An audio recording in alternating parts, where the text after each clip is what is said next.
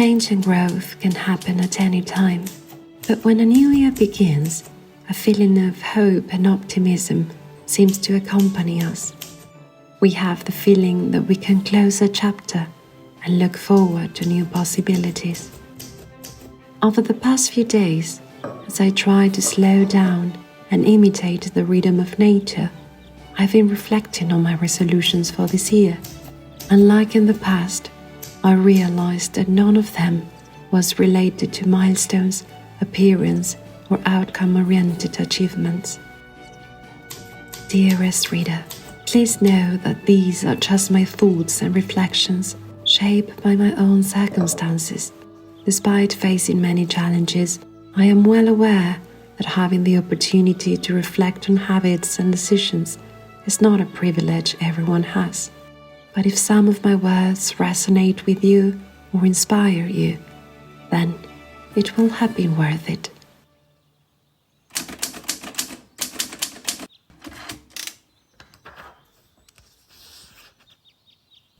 I used to read about the art of setting goals and resolutions, feel-good productivity, mindfulness, moon cycles, slow living, and positive habits.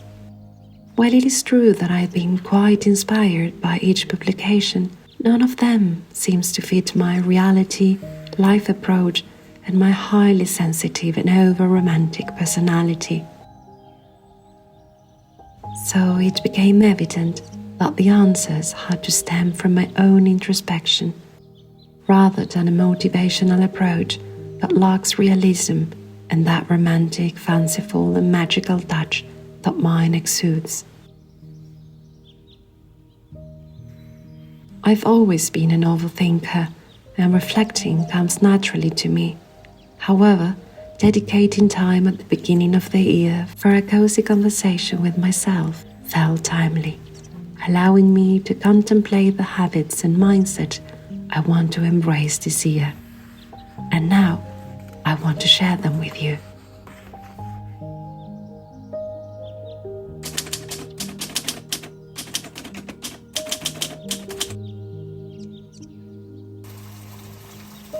When reflecting on my previous year, it felt like one of the hardest years of my life, full of challenges, stress, anxiety, changes, exhaustion, and loneliness.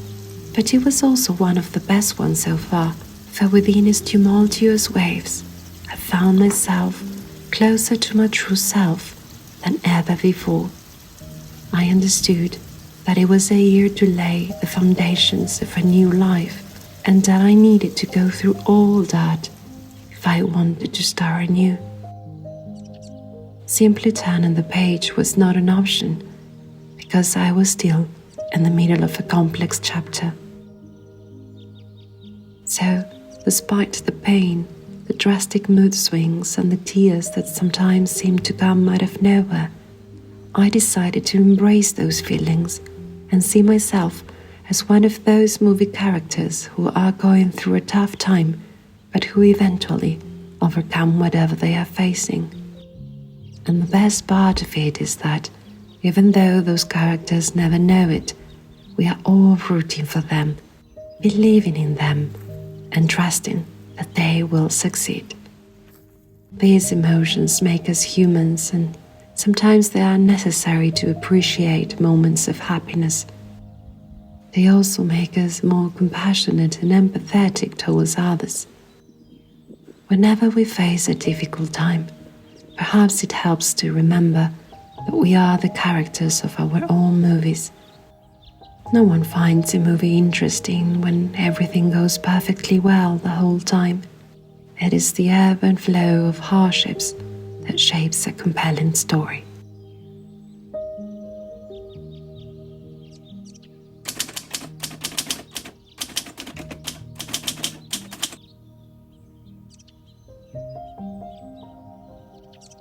Trust the timing of your life, they say.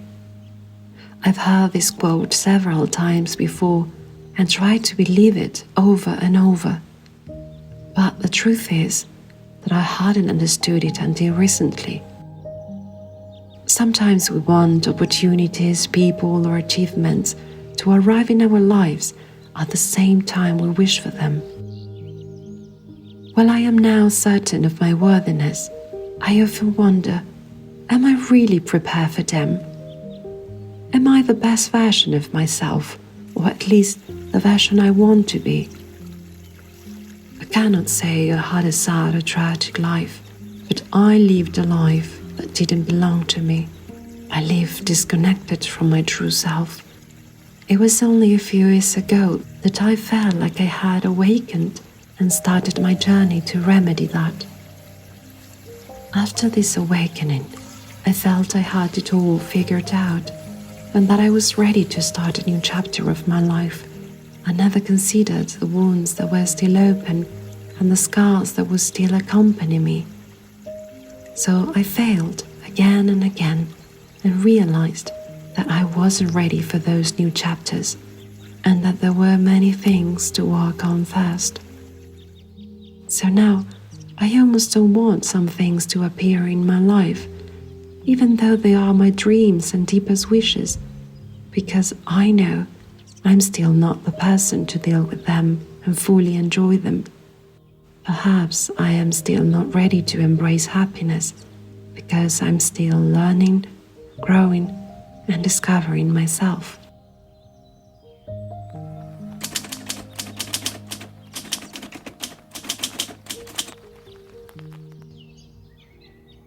It may seem unlikely that the way we think or speak significantly impacts our well-being, but the truth is, it does. Not only our lives, but also the life of those around us. I tend to be quite optimistic and kind towards others, but I am rarely that kind to myself. So I've been trying to transform negative thoughts into encouraging feelings. Instead of saying, I failed, I can say, I'm learning. Instead of saying, I was wrong, I can say, I'm growing. Instead of saying, I am exhausted, I can say, I deserve to rest a little. Instead of saying, I can't, I can say, I can try again.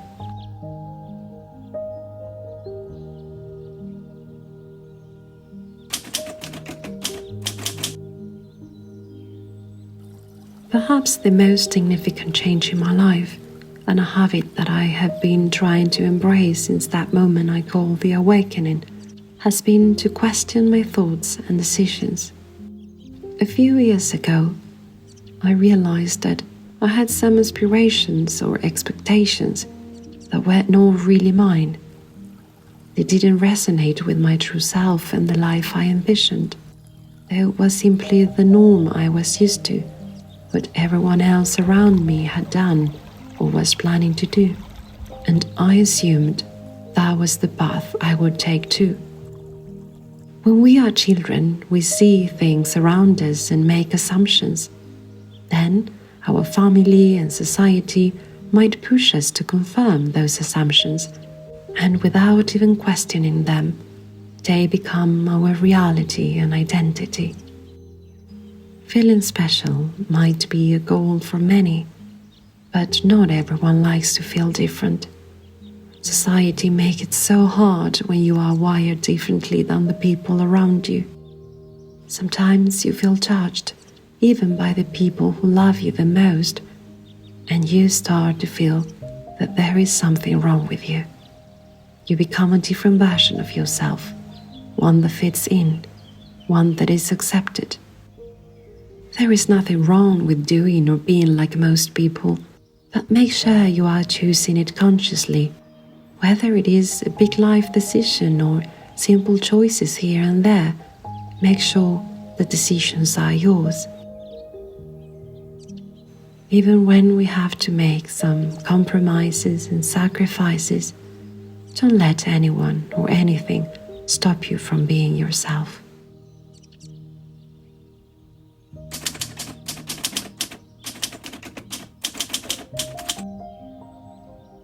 Some time ago, I started working on aspects such as self-confidence and overcoming self-sabotage. While finding inspiration from others is enriching, comparing oneself to others often proves pointless and more importantly, counterproductive. Each of us is in a different phase of our life, at different timing and different circumstances. Many times I believe I'm not good enough. Even after I embarked more or less successfully on several creative projects with no artistic background or knowledge, I have the feeling that I am not good enough. So I ask myself the question, good enough for what? Could the perception of not being good enough stem from comparing myself to others? When this happens, I like to remind myself of singers, writers, or painters. If all of them thought that they were not as good as the most successful singers, writers, or painters in history, our cultural landscape would lack the diversity of styles and talented artists we cherish today. Our preferences and appreciation of art would converge in just one particular style. I am not the best, but there is only one me in this world. You and I are unique. The only valid comparison is with oneself. Ask yourself, am I evolving into a better version of myself? This doesn't mean achieving goals or reaching a state of complete healing. It means gaining a deeper understanding of who you are and cultivating awareness about the things that make you happier, kinder, and in harmony. Never strive for perfection. Instead, let's strive for growth. Rather than seeking everyone's approval, let's prioritize the pursuit of inner peace.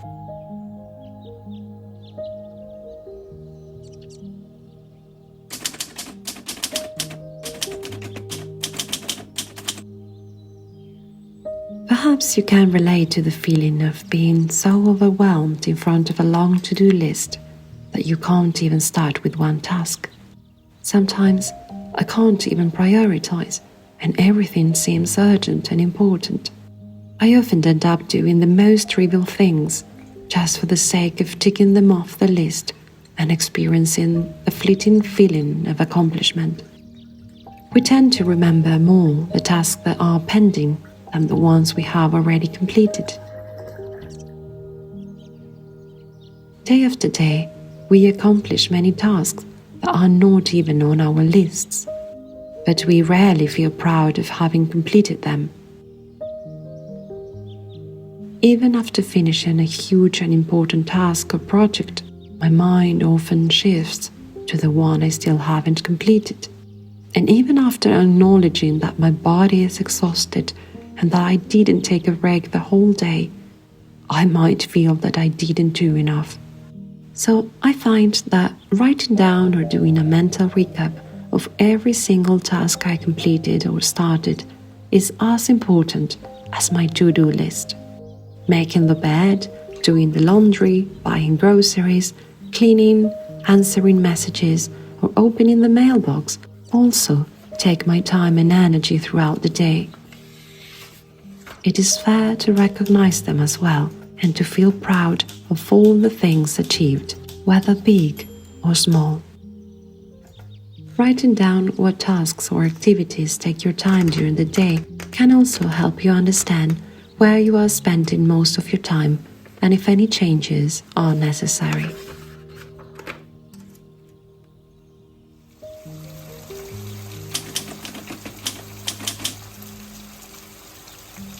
Something that has been helping me lately is to try to be aware of the things that can contribute to certain emotions, like personal preferences, body cycles, seasons, and the environments around me. All emotions we experience are valid. However, they are not always easy to identify or understand. Have you ever felt sad without knowing why? Perhaps there was nothing wrong in your life and you were just tired and needed to rest. Some people get a bit grumpy when they are hungry. Many emotions might have similar symptoms. I tend to feel exhausted and a bit lost if I spend several hours in crowded places. It never occurred to me before that I was someone who recharges by spending time alone and in silence, because most of the people I knew thrive in crowded and loud places. But now that I am aware of it, I can understand my emotions better and avoid the uncomfortable sensation of feeling a bit down for no apparent reason. We might not be able to blame the moon cycles for all our mood changes, but no matter how much society tells us about highly productive routines and habits or diets that can boost our energy, we are humans. And as such, we do have cycles. Our bodies have cycles. For some of us, our bodies experience changes throughout the month that will impact our emotions and daily lives. The weather and the seasons impact our bodies and emotions as well. Being aware of the elements that can impact our mental health and well-being can help us find quick solutions that help us feel better.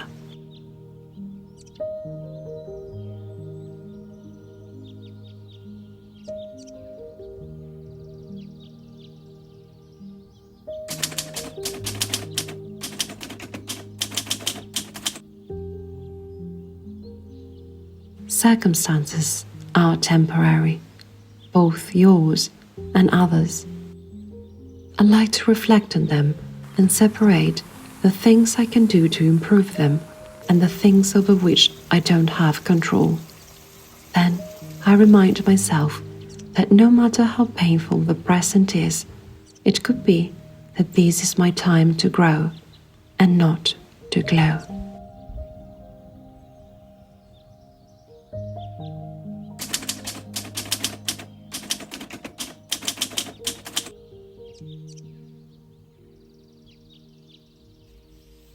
Lack of motivation, anxiety, or depression can lead some people to neglect themselves and their homes.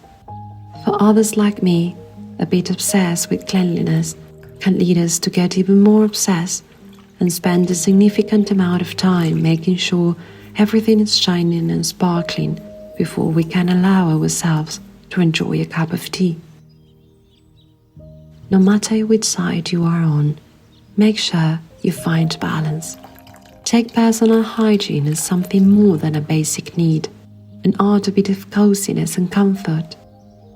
Using lotions or a body mist, taking some minutes to connect with your breathing, or using a new soap fragrance can add to your day a well-deserved pampering and a feeling of reward.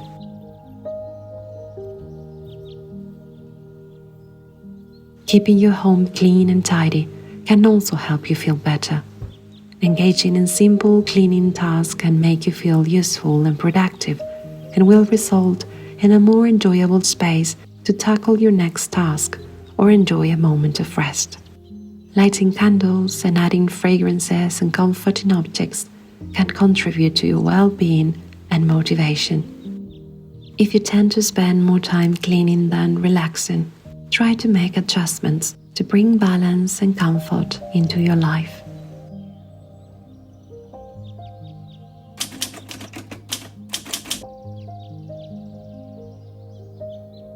The last habit I want to embrace is perhaps the simplest, but normally overlooked and easy to forget. Some people believe that happiness lies in the little things. I am still not sure about my definition of happiness, but I agree that the appreciation of little details contributes to a happier life. When being mindful, those little things that we normally take for granted have a power to change our day and boost our motivation. Besides using little things and details to create a gentler and cozier atmosphere, stopping to appreciate little things like the smell of the rain, a new leaf, or the flavor of the first sip of tea in the morning can have a wonderful impact on our life.